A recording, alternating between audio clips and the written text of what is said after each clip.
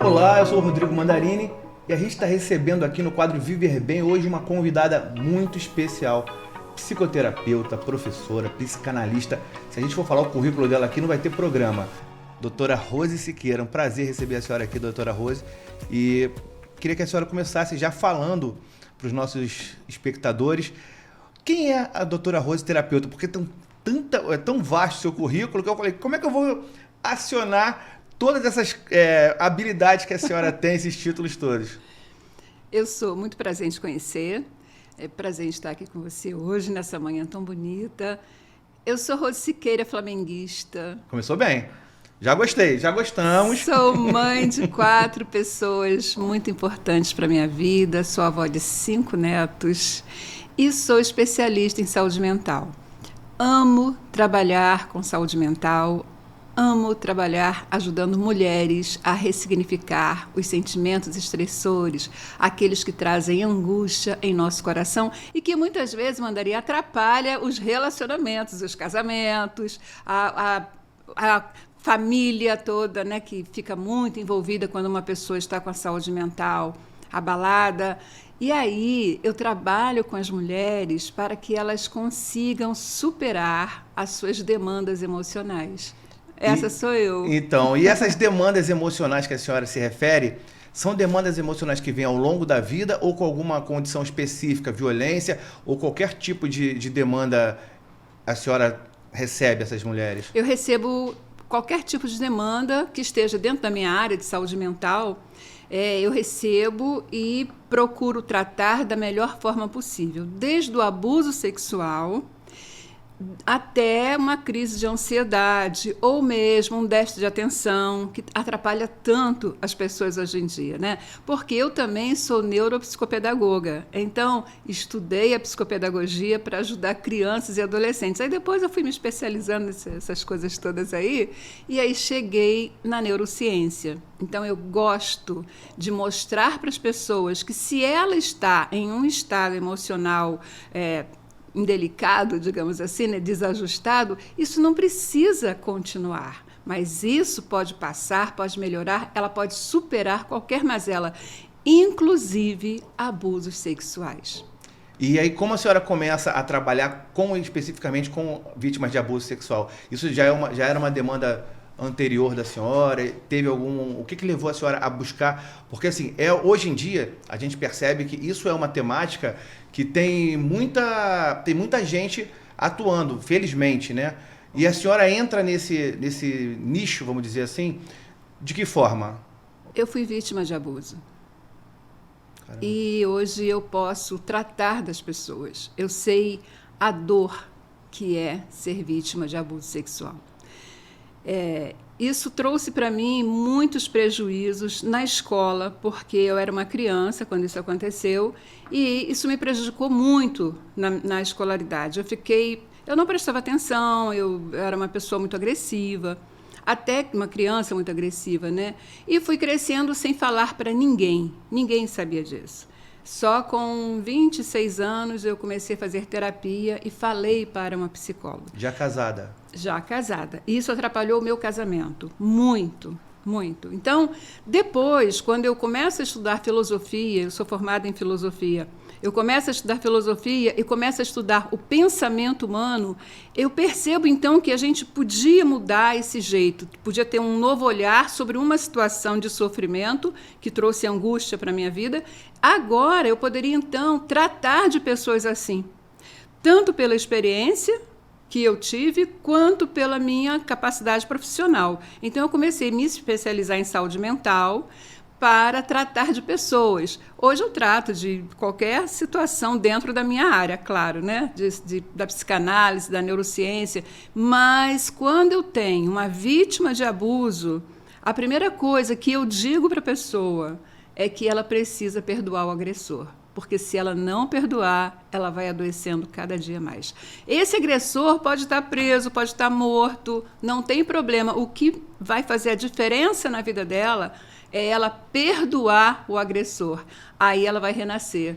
Aí é o renascimento. Mas aí no seu caso específico, não vou nem entrar muito nesse mérito, mas no seu caso específico, quando a senhora se transforma numa profissional, a senhora automaticamente já começa a trabalhar esse perdão, porque é muito difícil, né? O perdão é muito difícil, mas a falta dele traz muitas doenças. A falta do perdão provoca muitas doenças físicas, dores no corpo. Eu cheguei a ter ódio de uma pessoa. Então, o ódio, ele atrapalha tanto a vida da gente, que é melhor você perdoar do que você viver assim, ó, desequilibrado emocionalmente. É por você o perdão, sim, então, não é pelo agressor? Não. Não é pelo agressor, é por mim. Ele não precisa pedir perdão? Não. Eu preciso perdoar, mas eu não preciso dizer para ele, ó, eu estou te perdoando. No meu caso, eu falei para a pessoa. No meu caso, eu cheguei e disse, eu preciso te perdoar porque eu preciso ter uma nova vida. Eu preciso ter uma vida feliz. Então, eu preciso liberar perdão para você. E eu liberei perdão, de verdade. É claro que eu fui muito ajudada na terapia. Isso fez uma diferença muito grande para mim. E depois, isso me tirou um peso enorme. E aí eu comecei de verdade, pode acreditar, a ser uma outra pessoa. De verdade. A neurociência mostra que a gente pode criar um novo perfil. E eu nem sabia disso. Aliás, a neurociência nessa época não era tão falada, né, como é hoje. Tem quantos anos mais ou menos isso? Que eu pedi perdão? É. Tem 40 anos. Caramba! 40 anos. E eu precisei pedir perdão. Aliás, 39 anos, né, para ser mais exata. Eu precisei pedir perdão para a minha vida continuar. Porque eu cheguei a tentar o suicídio, de tanta dor. E quantas mulheres não conseguem escapar, não conseguem ter essa segunda chance, né? Sim. A gente percebe que a senhora teve, na verdade, esse perdão foi o que determinou talvez essa trajetória tão linda que a gente está vendo aqui e de títulos enormes. Olha quantas pessoas esse perdão impactou. Sim. Porque a sua nova chance acaba impactando hoje num trabalho que impacta na vida de outras pessoas, né? Sim. Olha como as coisas, na verdade, elas vão todas se encaixando, né? Sim, eu creio muito que Deus transforma a nossa dor em uma vitória. E Deus transformou a minha história, Deus transformou a minha dor. Então, eu, de uma mulher sofrida, de uma mulher que era uma criança extremamente agressiva, vivia pelos cantos, não falava com ninguém, tinha muito medo de homem, eu tinha muito medo de homem. E eu me casei com homem, então eu tive filhos. Então, graças a Deus, eu digo para você que Deus reconstruiu a minha história. Hoje, eu trabalho com mulheres e digo para elas, a gente pode ter um novo olhar. Eu hoje tive um novo olhar por essa situação que eu vivi quando eu era criança e que se perpetuou durante bastante tempo da minha vida, essa situação que me trouxe tanta angústia, tanta dor, tanto desconforto, hoje eu transformo isso e preparo mulheres para a vida. Quantas mulheres passaram pela mesma situação que eu? Então, hoje, quando eu trabalho, criei um projeto chamado Sofia, Mulher e Sabedoria. Nesse projeto, eu tenho 12 passos para sair do estado de depressão. E aí eu falo das situações que trazem angústia, e uma delas é o abuso sexual. E quando eu falo isso, muitas mulheres começam a dizer, olha, eu passei por isso, eu passei por aquilo. Interessante que, dentro da psicanálise, a gente trabalha muito essa questão, né? Agora, muitas mulheres não sabem o quanto o abuso sexual atrapalha o casamento. Muitas mulheres não sabem que muitas situações indesejadas durante uma relação íntima vêm lá de trás, porque o inconsciente gravou aquilo e aquilo, como não foi liberado, então ela projeta no companheiro que ela tem. E muitos casamentos são desfeitos. E aí eu estou aí para dizer assim, olha, você não precisa desfazer o casamento, você precisa se cuidar, se tratar. E aí a gente, com alegria, de verdade, hoje eu sou uma pessoa muito feliz, muito feliz. Com alegria a gente vai vivendo e vencendo essas demandas. Tem muitas mulheres que nem sabem que sofreram abuso naquele momento, né, da infância, porque normalmente não, mas muitos casos acontecem na infância. E como lidar com essa mulher que ela, de repente, de uma classe social, talvez, ou uma classe de um nível escolar, cultural mais abaixo, que ela não tem consciência, que ela normalizou aquilo durante uma grande etapa da vida dela. Há como acessar essa mulher? Ela tem uns problemas que ela acaba se refletindo os problemas dela ao longo da vida, mas ela não consegue verbalizar que ela foi vítima de abuso. Como chegar nessa mulher? Porque assim, acho que, não sei estatisticamente, mas eu acho que uma grande parte dessas vítimas de abuso, elas não vão procurar nunca ajuda. Elas ou vão partir para uma depressão, ou partir para uma questão de repulsa ao sexo masculino, se for o sexo feminino, ou ao caso extremo, que é o suicídio. Mas como acessar e como conversar com essa mulher que ela não tem consciência que ela foi vítima de abuso? Então, muitas coisas ficam na nossa memória e o nosso próprio cérebro, ele nos protege, né? Ele deixa lá escondido. Só que nós precisamos, para curar, a gente precisa trazer à tona aquela coisa que aconteceu, a gente precisa trazer para curar. Porque ninguém consegue curar uma ferida se a gente não sabe, né, que ela existe. Sem mexer na ferida, né? Mexer. Então, para trazer essa memória, eu vou com muita calma, trazendo essa pessoa, resgatando a memória dessa pessoa da infância, até quando aconteceu. Às vezes a pessoa não lembra. Eu já tratei de casos que a menina, a moça, né, não lembrava que ela tinha sido molestada. Às vezes é quando era bebê, quando era muito pequenininha, né? Então, casos que a pessoa não lembra, mas aí para tratar, porque assim, se ela não lembra, mas ela tem uma vida tranquila, ok. Mas se ela não tem uma vida tranquila, e aí ela não sabe por que ela não tem essa vida, por que ela não gosta de relação sexual, por que ela não consegue tocar ou alguém tocar nela, aí a gente vai investigando a infância com muita calma até chegar no ponto. E quando chega no ponto, a gente traz para cuidar. Aí a gente vai cuidar daquela garotinha que foi machucada. Então tem casos que quando a senhora acessa, ela nem sabia e ela se descobre durante o processo terapêutico. Durante o processo. Que loucura. Já aconteceu isso. Já aconteceu até de uma pessoa que o próprio noivo levou a namorada e falou: Rose, eu não sei o que ela tem, mas eu quero que você descubra, mas eu não posso tocar nela. Não posso. Noivo. Ele falou: só vou casar quando ela resolver isso aí. E aí foi 1 ano para descobrir. Caramba. 1 ano. E o tratamento depois disso? Aí o tratamento foi tranquilo. Então o noivo ficou, a lua de mel do noivo foi maravilhosa. Foi boa. Ligaram para a senhora na manhã seguinte? Não esse noivo é um ingrato. Né? Porque salvou aquele casamento, aquela noite de núpcias daquele jeito, então, graças ao seu trabalho. Foi sim, graças a Deus. Aquilo ali foi um marco na minha vida, já tem bastante tempo que isso aconteceu, mas foi 1 ano eu tentando ali, né, procurando descobrir. E graças a Deus eu consegui. E a menina casou, linda, maravilhosa. Tá hoje. E a senhora, quando a senhora acessa, quando a senhora atende o paciente, logo de cara, quando chega uma pessoa em situação vulnerável, a senhora fala sobre essa questão que a senhora também foi vítima? Porque isso deve dar uma... Não. A senhora não fala nunca para o paciente isso? Não é que eu não fale nunca. No curso que eu faço com as mulheres, nesse curso Sofia, um novo jeito de olhar, eu falo. Mas eu não. Quando um paciente chega no meu consultório, ele conta a situação dele, nem sempre eu falo que isso aconteceu comigo. E eu vou dizer um negócio para você, hein? É muito comum também escutar histórias assim partindo de homens, porque não é só mulher que foram vítimas, né? Vítimas, sim. Homens que foram vítimas de abuso e não sabem como lidar com isso, acham que a masculinidade dele está em perigo, e aí a gente vai trabalhando. Agora, nem para todo mundo eu falo. Hoje eu estou falando aqui, a gente a gente nem planejou isso. Agora, doutora, de onde veio esse nome Sofia para esse projeto, para esse livro? Sofia é o nome da minha neta, da minha primeira neta. Eu tinha uma resistência muito grande em ser avó, porque eu achava que ser avó ia ser envelhecida.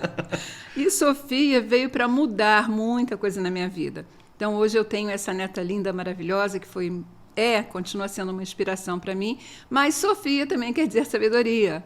Então, quando eu escrevi esse livro, também foi num momento muito difícil da minha vida. Aliás, momento difícil eu fui passando. A gente entende esse momento difícil. Isso é igual o Flamengo. O Flamengo sabe. Quando pensa que... Aí eu escrevi esse livro, transformei num projeto, mas eu dei o nome de Sofia, que quer dizer sabedoria, e sabedoria para um novo jeito de olhar a vida. Porque a gente pode passar por tristezas, mas a gente não precisa ficar no parquinho da tristeza. A gente pode sair do parquinho da tristeza e ser feliz. Então, hoje, graças a Deus, assim, eu tenho muito prazer em ajudar muitas mulheres que eu chamo de Sofias. Porque as mulheres que fazem um curso comigo, eu chamo de Sofias. Vocês são as minhas Sofias. E assim, eu tenho visto muita coisa acontecer nesse projeto, Sofia, que é gratuito, viu? Eu não cobro, não. Ah, não sabia. Não, eu não cobro. Para eu sobreviver, eu tenho meu trabalho, meu consultório, os livros que eu vendo, as palestras que eu faço. Agora, esse treinamento é e sempre será gratuito. E como que elas podem procurar a senhora para buscar esse tratamento? Pelo meu Instagram, rose.siqueira terapeuta, e pelo meu WhatsApp também. Meu WhatsApp está lá, é 21 98354 6292, e as pessoas me encontram, e nós já estamos na 8ª turma. Caramba. São muitas mulheres, são muitos depoimentos, são muitas vidas que eu vejo transformadas. Isso não tem preço. E esses depoimentos, eles vão se transformar ao longo do tempo, quando fizer... A senhora tem a ideia de fazer um livro, fazer alguma... O segundo livro? Sim. Com mais depoimentos. Com mais depoimentos, E isso aí vai se tornar uma série, né? Sim, espero. Porque esses casos... existe algum caso a senhora se chocou de alguma forma e não entendeu, ou assim, mexeu com a senhora de alguma forma mais forte? Sim. Tem muitos casos, né, que trazem assim, uma reflexão mais profunda. Mas teve um caso de uma moça que da minha idade, mais ou menos, e ela falava como uma criança. A voz dela era de criança. E aí eu fiquei, né, vamos investigar e tal. E existe uma coisa maravilhosa chamada, psicanálise não chamada, homeopatia, psicanálise, mas também uma consciência que a gente pode trazer da pessoa através da hipnose. Eu sou hipnóloga. É mesmo? Sim. Então não vou nem ficar olhando muito para a senhora, não. Pode falar.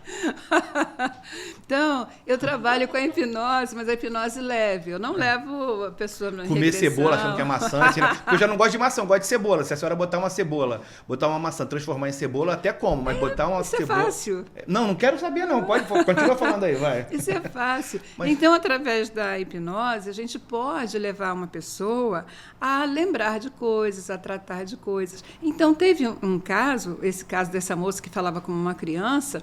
Eu comecei a investigar. Ela não saía de casa, eu tive que fazer um atendimento domiciliar. Essa moça, ela foi abandonada com 4 aninhos, ela morava numa comunidade, ela foi abandonada porque a mãe dela surtou e foi internada. E ela ficou sozinha no barraco que ela morava, na casinha. Foi literalmente abandonada mesmo. Abandonada. E ela sofreu vários abusos. Sexuais? Abusos. Sim. Os vizinhos da comunidade cuidavam dela, mas ela continuou morando naquele barraquinho, sozinha. Com 4 aninhos, ela já estava sozinha. E aí, os vizinhos ajudavam, muita gente, mas ninguém levou essa menina para casa. Ela continuava ali. E aí, muitas pessoas iam lá para se aproveitar dessa menina. Que loucura. E essa menina ela ficou presa na infância. O corpo cresceu, mas ela ficou presa. E um detalhe, ela se casou, mas ela não amava os filhos. Ela não tinha nenhum sentimento por ninguém. Ela se tornou o que nós poderíamos dizer, né, uma psicopata social, mas aquela branda, sabe? Se existe branda, né? Não sei. Então, ela não gostava, ela não tinha sentimento. Ela dizia para mim assim, olha, se morrer, morreu. Ela não tratava mal, mas ela ficou indiferente. Ela perdeu o sentimento. Então, durante bastante tempo, eu cuidei dessa moça. Ela começou a reagir, a sair de casa. Então, quando ela parou o tratamento comigo, ela já saía. O marido dela era uma pessoa uma pessoa muito boa, ajudou muito. E ela, o que ajuda muito a gente também, sabe, é a nossa fé em Deus. Porque quando a gente não tem essa fé, a gente não tem força. No caso dela, principalmente, a fé ajudou muito. Então, quando ela parou o tratamento comigo, ela já estava falando como uma mocinha, digamos assim, sabe? Ela tinha quantos anos quando a senhora... Ela tinha quase 50 anos. Caramba! Sim. Ela viveu a vida inteira nesse drama. Presa. Que loucura. Vida toda presa. Então, essa não foi uma aluna. Essa já tem bastante tempo que eu tratei desse caso. Então, a partir quando eu começo a tratar, então, das pessoas no Projeto Sofia, aparecem muitos casos. Tanto é que no curso a gente tem uma combinação. Ninguém pode contar nada que acontece aqui, ninguém pode filmar. Então, porque existem muitas coisas assim pesadas. Teve numa das turmas, tinha uma moça que ela ficava calada o tempo todo. Aí um dia ela explodiu. E quando ela explodiu, ela falou: eu fui abusada, eu não me lembrava disso. E ninguém fazia aquela moça parar. Eu fiz a turma toda ficar quietinha, deixei ela falar. Ela falou, chorou. Depois eu fui lá e abracei, como a mãe dela deveria ter abraçado. Então, abracei aquela moça, ela chorou muito e a moça segue hoje uma vida normal. Graças a Deus, sim. No caso, o processo desse projeto, ele tem uma quantidade de sessões? Como na prática funciona para quem estiver assistindo e quiser procurar esse tipo de ajuda? Sim, são 12, na verdade, sim, são 10 aulas. 10 aulas de 3 horas de duração. E durante essas 10 aulas a gente vai seguindo, falo sobre a depressão e como sair do estado de depressão, sobre a ansiedade, sobre as lembranças amargas. Aí eu vou tratando daquelas lembranças. Aí vamos lá, qual foi a lembrança? Então eu faço exercício de respiração, eu faço muito exercício com as mulheres e vou trazendo essas mulheres para mim. Na semana passada, inclusive, aconteceu um caso de uma moça que eu precisei me colocar no lugar da mãe dela para ela pedir perdão à mãe, porque ela não conseguia perdoar a mãe. Então, eu me coloquei ali na frente e eu falei: agora diz para mim, eu sou sua mãe, fala tudo para mim agora. E ela começou a falar, chorou, e depois ela mandou, quando terminou a aula, ela mandou no WhatsApp para mim uma mensagem dizendo assim: Rose, eu estou liberta. E ela saiu com a filha dela, foi para o shopping naquele dia. Muito legal. Assim, isso não tem preço. Então, esses encontros que eu faço, depois a gente faz uma formatura bem bonita. Depois uma formatura bem bonita. Esses encontros, eu tenho depoimentos de pessoas que saíram, inclusive, de remédios controlados pelo médico, para usar a homeopatia, né, os remédios fitoterápicos, e hoje se livraram do Rivotril, dessas coisas todas, com as indicações. Porque eu dou muita indicação no curso, eu dou muitas indicações de remédios naturais que você pode usar, de coisas que você pode fazer para se livrar da ansiedade, da depressão. E mulher na menopausa. Mulher na menopausa é um negócio. É um negócio, né? Vira uma fera, né? Vira. Era uma fera. Aí eu ensino também essas mulheres o que elas podem usar, como, por exemplo, a isoflavona, a erva de São João. Eu sempre digo, mulheres, você não precisa fazer aquela reposição hormonal, aquela que pode trazer algum malefício, né? Mas você pode usar os remédios naturais. E eu vou te falar uma coisa. Eu decidi ser homeopata porque no consultório aparece muita gente com muitos sintomas que eu sei os remédios, porque eu tenho mestrado em saúde mental. Então, eu estudei a farmacologia, mas eu não posso receitar. Como terapeuta, como psicanalista, eu não posso. Porém, eu podia estudar homeopatia. Então, hoje eu tenho pós-graduação em homeopatia. Eu faço o quê? Eu pergunto: você gosta da homeopatia? O que você acha da homeopatia? Muita gente não acredita, né? Muita gente não acredita. Aí eu falo: você gosta de homeopatia? Ah, sim, então tá bom, você está diante de um homeopata. Vamos tratar disso com homeopatia? Então, aquela pessoa que não tem medicação ainda, ela começa a tratar com homeopatia. Mas aquela que tem, eu digo: você não pode se livrar do remédio sem falar com seu médico. Porque nenhum remédio a gente pode jogar ele fora assim, né? O médico tem que ter o acompanhamento, tem que ter o desmame, tudo direitinho. Mas aconteceu um fato interessante nessa turma agora, de uma moça que deu um depoimento que ela estava tomando Rivotril há muitos anos. Menino, 20 anos. Caramba. 20 anos tomando Rivotril. Aí eu falei, mas você está impregnada de Rivotril. Mas quando eu falei da valeriana, e ela substituiu o Rivotril pela valeriana, porque a valeriana tem um efeito maravilhoso no corpo da gente, né? Mas ela conversou com o médico dela, então ele foi retirando o Rivotril, e aí ela entrou com a valeriana. E com isso tudo, ela teve isso tudo foi um valor emocional para ela muito grande, porque ela parou com o Rivotril, mas isso com o auxílio do médico, tá? Eu sempre falo para as pessoas. E o aval do médico, muitas vezes eles são resistentes, né? Sim.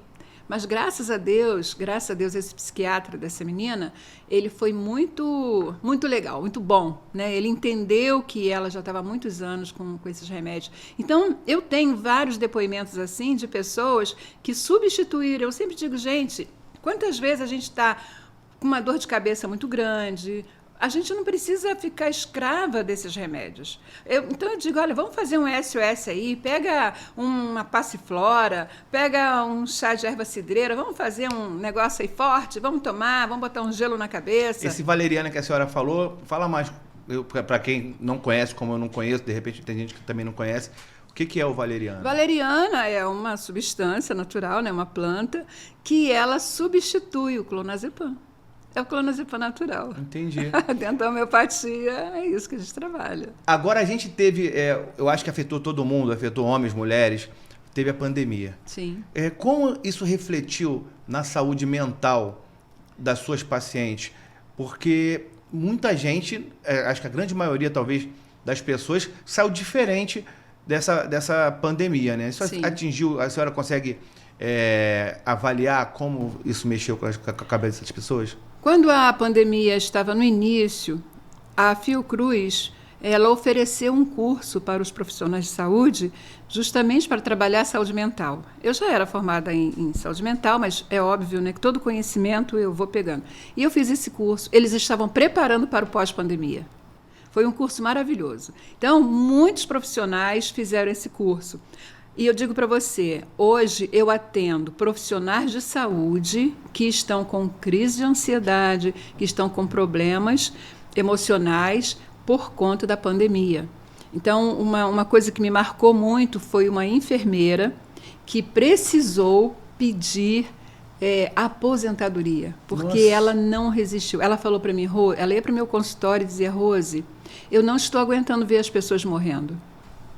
Então, ela era uma profissional já há bastante tempo, ela disse, eu não estou conseguindo ver as pessoas com aqueles ela disse para mim, aqueles aparelhos que muitas vezes não estão mais funcionando e eu não tenho mais aparelho para colocar as pessoas e eu vejo pessoas morrendo. Então, o pós-pandemia trouxe para nós situações difíceis de desequilíbrio emocional muito forte. Então, as pessoas com crise de ansiedade. Hoje eu atendo médico, enfermeiro, eu até brinco com elas, gente, eu vou me especializar mais na área da saúde aí para atender vocês. Porque tem médicos e enfermeiros que estão abalados emocionalmente por conta de tudo isso que aconteceu. Isso, pessoal da saúde. Mas o pessoal que não é da saúde, quantos professores ficaram tendo que se adequar àquele momento e hoje ver o ensino precário do jeito que ficou? Por quê? Por causa da pandemia. Quantos idosos foram abandonados? Adolescentes. Meu Deus! Eu tenho um adolescente em casa que entrou. Meu filho hoje ele faz tratamento de depressão. E a minha mulher também acabou adquirindo um quadro. E no caso dela foi burnout. É burnout ou burnout? Tem gente que fala burnout, mas eu acho mais bonito burnout, né? Que burnout em francês eu acho que é mais chique, então eu falo burnout. Burnout. A minha esposa teve esse processo de burnout em relação ao emprego dela e faz um tratamento há 1 ano, que ela faz tratamento e faz com muito... até uma coisa até interessante, porque ela faz com os remédios tradicionais e isso teve várias consequências na vida dela. E ela agora ela vai começar esse desmame, né, que chama. Sim. Eles falaram que tem que ser uns 3 meses mais ou menos para fazer esse desmame. Mas assim, mudou radicalmente muita coisa assim em relação a esse. Eu sou testemunha que não sei nem se pode chamar de excesso, mas o uso desse remédio em um ano, e foi só um ano, tá fazendo exatamente um ano agora, e usa esse remédio um ano, acabou afetando a qualidade de vida dela de uma forma absurda. Sim, afeta sim, porque o remédio, ele pode, de acordo com o que o médico vai mandando, né, a dosagem, mas ele pode abrir outras coisas. De repente, uma pessoa não tem esquizofrenia e ela abre esquizofrenia porque o próprio remédio induz a isso. Então, ele trata de uma coisa e esculhamba a outra. Uhum. Eu tenho uma pessoa da minha família que sofreu o burnout da área de saúde, até hoje ela está com remédios, infelizmente. É complicado, né? Então, é bem complicado. Agora, um outro nicho, um outro grupo que também foi muito afetado na pandemia, que a gente chegou a falar rapidamente agora, que são os adolescentes e crianças. Sim. A senhora atende também, a senhora conseguiu, dá para fazer, no caso da criança e do adolescente, um tratamento como esse que a senhora indica, com menos remédios tradicionais, vamos dizer assim? Porque a gente não sabe até que ponto esse menino, essa menina do início da idade, eles vão ficar dependentes ao longo da vida daquele remédio, né? Sim. Olha, tem um teórico chamado Piaget, que ele tratou do neto dele. E eu vou te falar, eu também. Eu tenho um neto chamado Davi, que eu logo percebi que o Davi tinha déficit de atenção. Ele hoje tem 9 anos. E ele falava um monte de coisa. Eu falei, filho, você tem déficit de atenção. Eu falei para minha filha, pode falar com o médico que ele tem déficit de atenção. Ah, mas vai passar Ritalina? Eu falei, não vamos passar Ritalina de jeito nenhum. Vamos tratando aqui, vamos tratando com outras coisas. Então, porque existem as gotinhas. Por exemplo, a valeriana, ele tem em gotinhas. Vou até anotar aqui, porque... Valeriana tem gotinhas. Tem um remédio chamado mulungu, que é maravilhoso. Qual o nome? Mulungu. Mulungu? Mulungu. Tô anotando tudo aqui que, olha, aqui a gente está tendo não uma entrevista, não um papo, uma consulta que, olha, isso aqui vai ajudar bastante. Acho que vai ajudar você também. Então, mulungu é uma casca, né? Uma casquinha E você pode fazer o chá de mulungu, agora tem que ter a dosagem certinha, tá? Não vamos exagerar. Não. Overdose de mulungu não dá também. Não dá. Eu tratei de um garoto com síndrome de Down. E aí, eu pesquisando, né, como poderia tratar melhor daquele menino, e eu descobri uma pediatra que ela pesquisou sobre mulungu para crianças com Down. Olha, que bacana. E aí, eu comecei a tratar desse menino com mulungu. Aí, depois vieram os meus netos. Então, quando eu vi o meu querido Davi com déficit de atenção, eu falei, vamos dar um mulunguzinho para ele ficar um pouquinho mais calmo. Porque aí ele vai na minha casa e aí já fala, vó, vai ter aquele chazinho de madeirinha?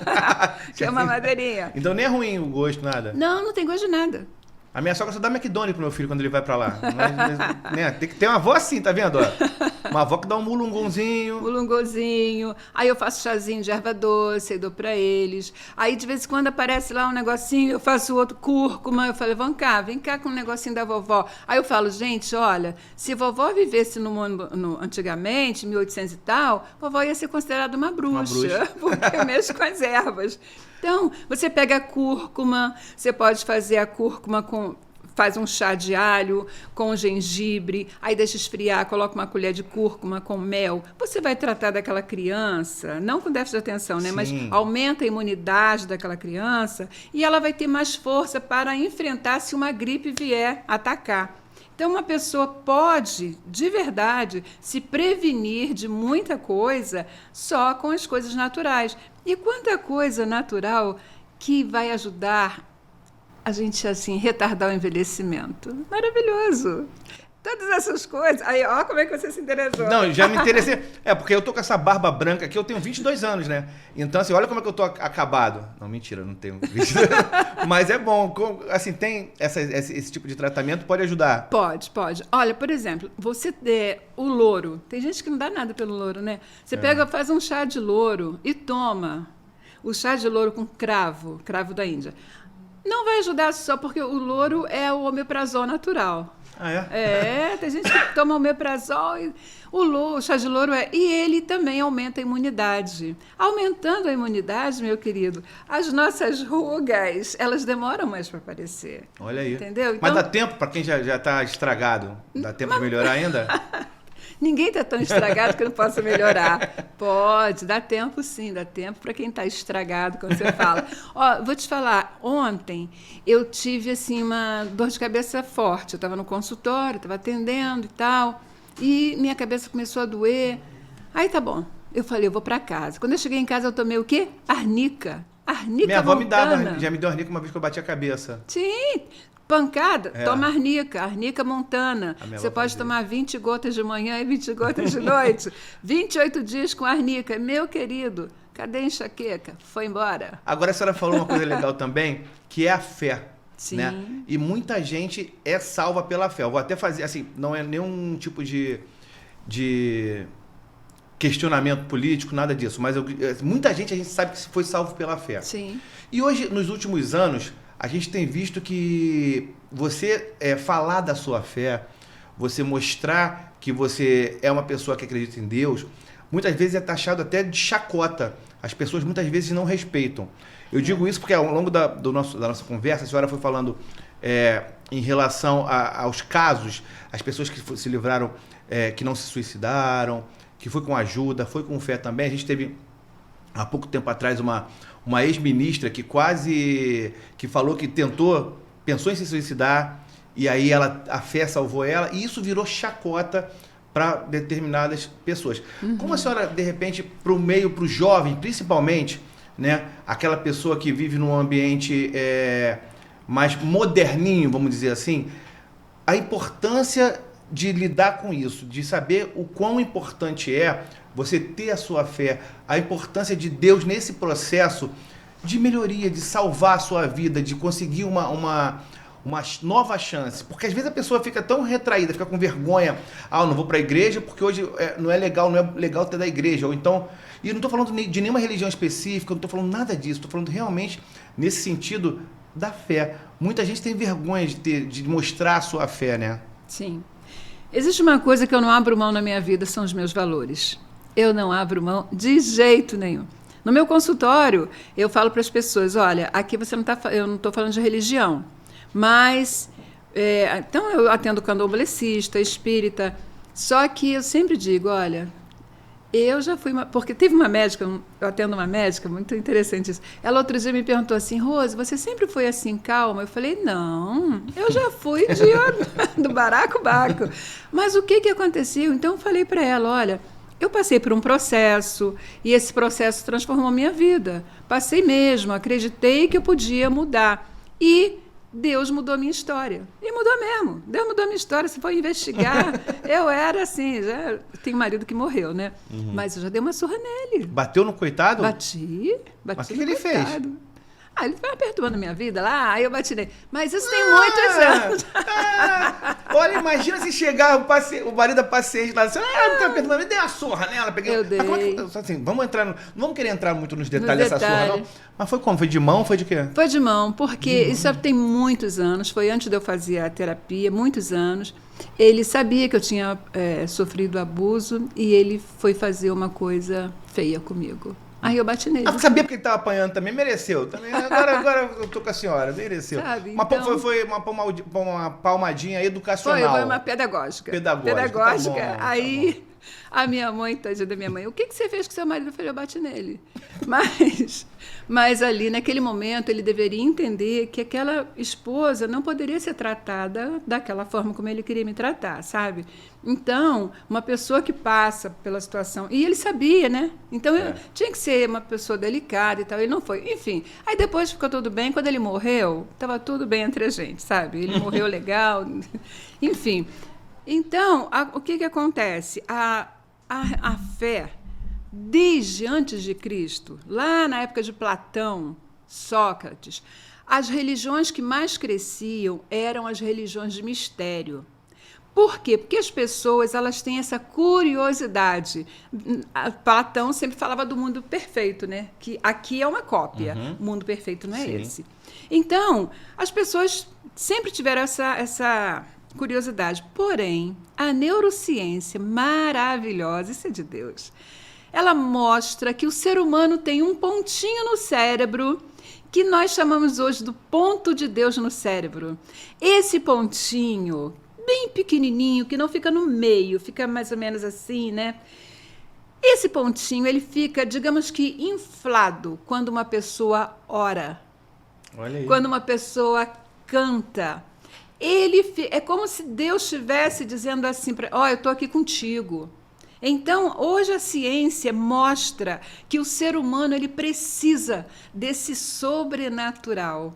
Então, nós chamamos isso do DNA de Deus. E se você for pesquisar, aparece de verdade, é como se fosse sabe aquela marquinha do DNA? Do dedo digital? Do dedo, da digital. É como se fosse aquela marquinha lá no cérebro. Olha que lindo. Então, hoje a gente sabe disso por causa da neurociência. Então, a gente sabe que o ser humano que tem fé, ele pode avançar muito mais. Ele pode olhar para um determinado ponto e falar, eu quero, eu posso, eu consigo, eu tenho tudo que eu preciso. E eu digo sempre às pessoas, você tem a essência de Deus, seja você a religião que você tiver, mas você tem a essência de Deus. Por quê? Porque quando Deus cria o homem e a mulher, ele sopra, e o sopro é a essência, o espírito dele. Nós temos isso. Não importa se a pessoa é da Umbanda, do Candomblé, o importa é que você tem a essência de Deus. Agora, como é que você vai usar a sua espiritualidade é outra coisa, né? Mas você pode... Eu já quebrei aqui machuquei um dedo do meu pé, quebrei, né? E estava doendo, eu estava distante da minha casa. Aí eu falei, não, eu vou chegar lá, eu consigo chegar lá. Eu respirei, eu pensei, meu Deus, eu tenho tudo que eu preciso, está aqui comigo, e eu vou chegar lá. E eu fui andando e rápido, e era um pedação grande, sabe, bem grande, até a minha casa, e eu cheguei, aí depois quando eu cheguei, sim, aí que eu fui tratar do meu pé, era uma dor insuportável. Porém, naquele momento eu não senti dor. É o treino cerebral, eu ensino isso para as pessoas. Tanto no consultório quanto no meu curso, eu ensino, você pode treinar o seu cérebro para vencer. Isso não é charlatanismo, isso é de verdade, isso é neurociência que mostra. Aliás, deixa eu te falar uma coisa, tem um desses livros aqui que eu escrevi sobre o humor, o quanto o humor afeta o nosso cérebro. O humor, ele cura doença, sabia? Se você estiver resfriado, mas você tiver bom humor, rapidinho você vai se livrar do resfriado. Olha que coisa. Olha aí. É de eu verdade. quase não fico resfriado, eu sou bem-humorado. Então, o humor, ele aumenta a imunidade. E o mau humor baixa a imunidade. Que bom que pessoa de mau humor fica mal-humorada, fica baixa imune, que fica doente logo. A gente não tem nada pior do que gente mal-humorada. Dá para aturar qualquer pessoa mal-humorada, é a coisa mais suportável que tem. Sim, porque a pessoa mal-humorada, ela vai contaminar o ambiente. Isso aí, carregado.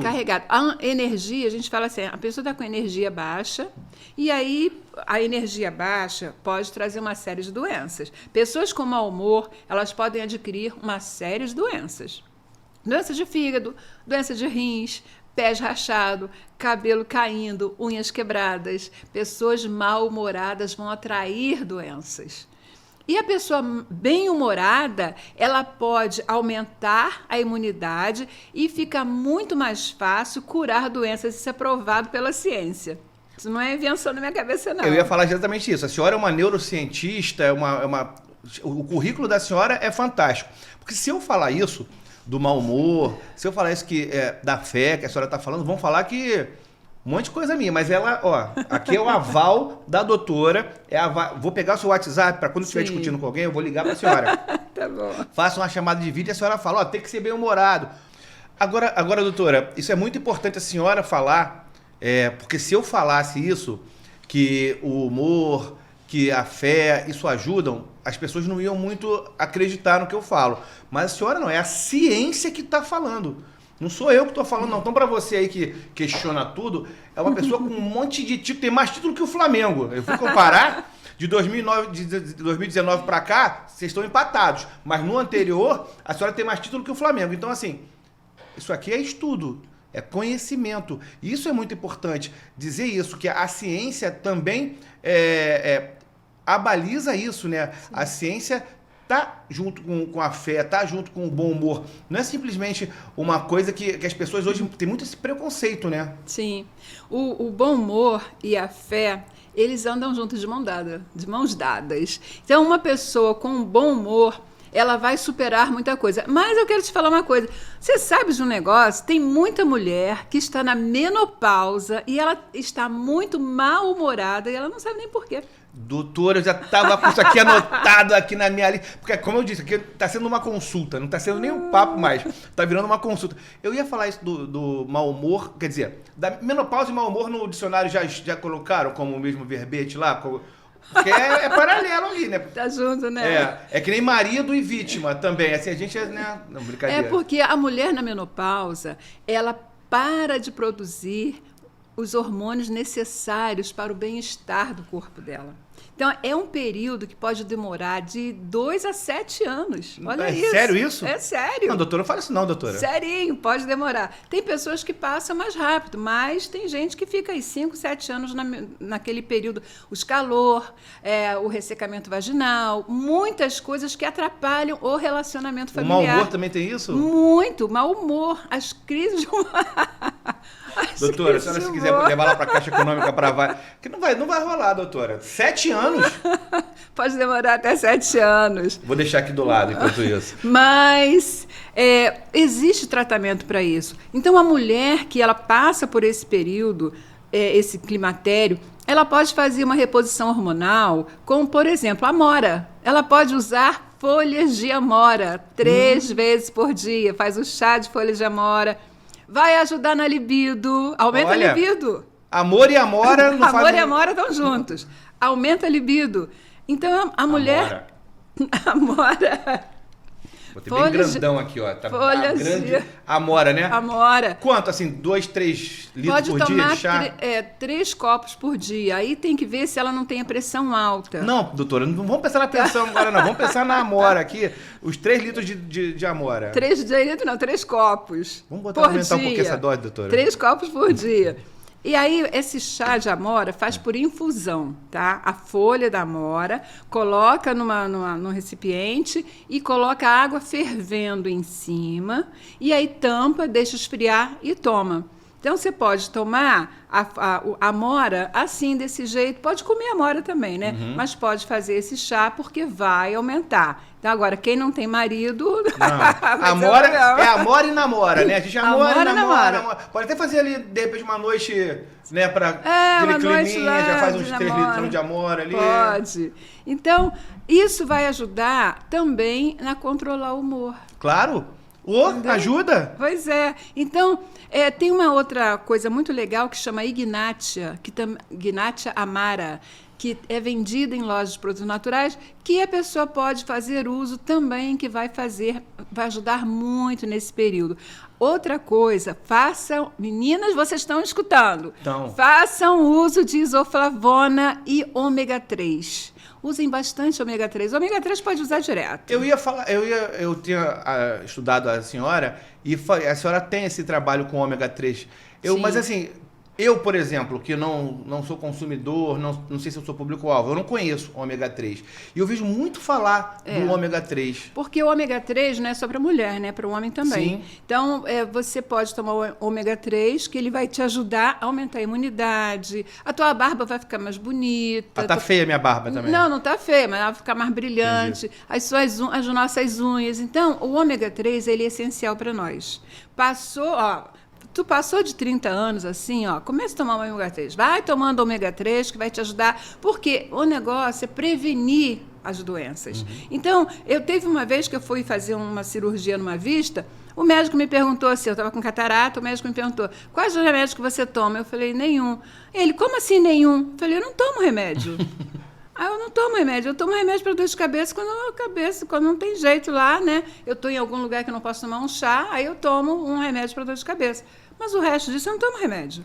Aí o médico não acreditou, ele foi perguntar para outro. Não, na minha ficha estava lá, eu não tomo remédio. Então, muitas vezes a pessoa se acostuma a já tem uma caixa de remédio em casa, né? Então, qualquer coisa vai tomar remédio. Não, você pode evitar a doença. Você pode evitar muita coisa. Então, toma o ômega 3, que vai ser muito bom para a saúde, vai te ajudar. A mulher, nesse período de menopausa, sofre muito. Então, ela pode tomar ômega 3, isoflavona. Olha, sabe a soja? A soja, ela contém isoflavona. Então, você pode usar soja. Olha que maravilha. Melhora Melhora. Fazer uma mamadeira de leite de óleo de soja para minha esposa, então hoje vai botar na veia dela. Esposa dele, vai fazer. Então, são muitas coisas assim que a gente pode fazer e a gente pode prevenir muitas doenças. Olha, uma coisa, fala para sua esposa comer muito inhame. Inhame? Inhame, porque o inhame, o inhame ele é muito bom, porque na menopausa nós perdemos muita coisa, nossos ossos ficam mais fracos. E aí, por isso que muita gente cai e se machuca muito. Mas se a pessoa come inhame, tanto o homem quanto a mulher, né? Come bastante inhame, vai fortalecendo os ossos.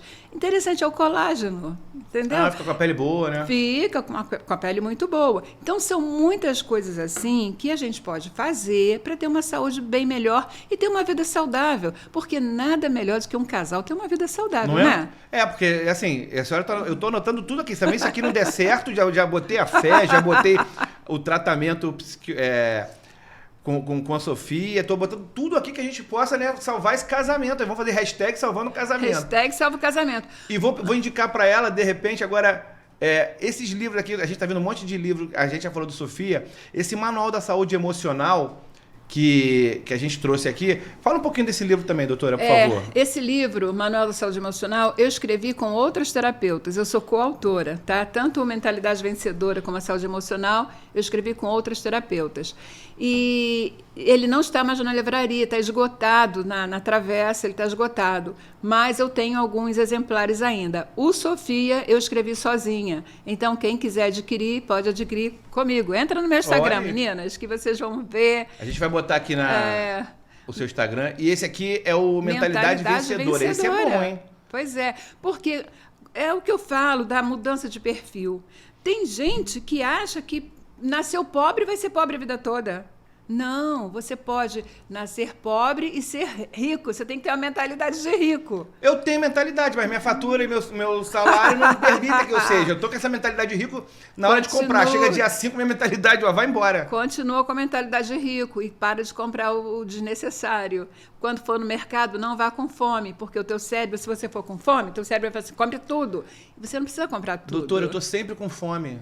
O que eu faço nesse caso? Não vou ao mercado. Não vai ao mercado. Ou então você faz um lanchinho antes e vai no mercado depois. Porque senão você não vai ter não vai vencer, não vai ter sucesso. E para ter sucesso, você precisa colocar isso como meta na sua vida. Coloca assim, sucesso. Aí você vai pensando sucesso, mentalidade vencedora, sucesso, e você vai ser bem sucedido. Doutora, eu estava lendo volto a dizer, eu estava lendo o seu currículo, pesquisando com a senhora, sobre a senhora, para entrevistar a senhora, e eu achei, inicialmente, que a gente ia ter aqui uma pessoa, como eu posso dizer, burocrática, né? Aquela professora que fosse... A senhora conseguiu encaixar tanta coisa. Eu estou vendo que esses seus títulos são muito menos, como eu posso dizer, estão parecendo muito menos distantes das pessoas, porque quando a gente vê uma pessoa cheia de títulos, a gente imagina que está falando com uma pessoa que não vai falar a nossa linguagem, que vai ter uma comunicação muito mais difícil. Eu me preparei, eu falei, olha, eu tenho que...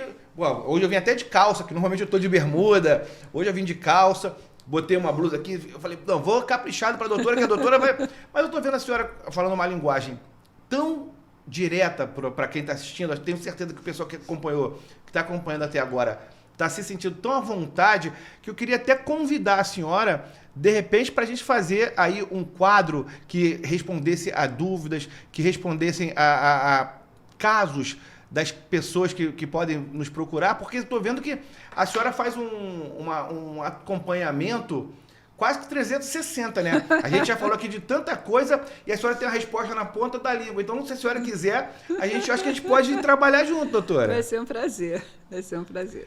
Porque, assim, o que eu tenho visto, o que a gente acaba vendo ao longo do nosso trabalho, é que, muitas vezes, essa comunicação com o paciente, isso é uma coisa muito difícil.